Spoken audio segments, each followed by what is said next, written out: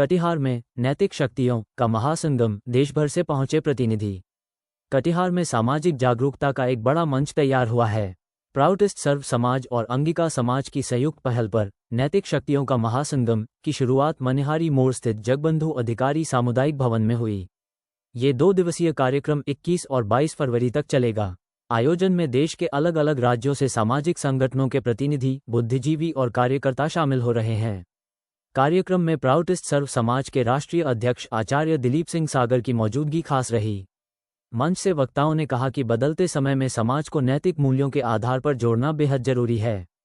सामाजिक न्याय, मानव एकता और सकारात्मक बदलाव जैसे मुद्दों पर चर्चा की गई।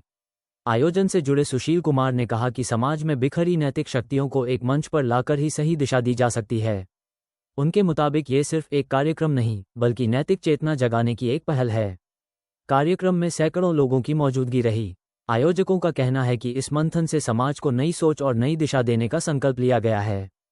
प्राउडिस्टों का सम्मेलन है जो अंगिका समाज और प्राउडिस्ट सर्व समाज की अगुवाई में हो रहा है। हम लोग युग दृष्टा श्री प्रभात सरकार के दिए हुए प्रौढ़ दर्शन को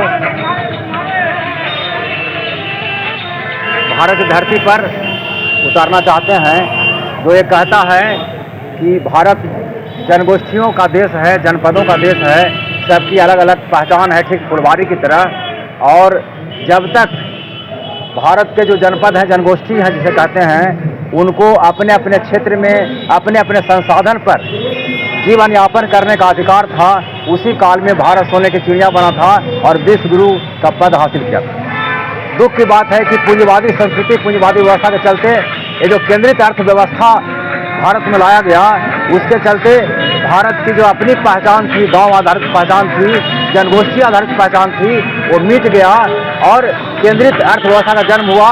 गांव उजड़ गया, शहर आबाद हो गया, शहर के मुट्ठी भर लोग आबाद हो गए और देश का अधिसंख्यक वासी आज बेरोजगारी के कगार पर खड़ा है और भीषण आर्थिक विषमता पैदा हो गया।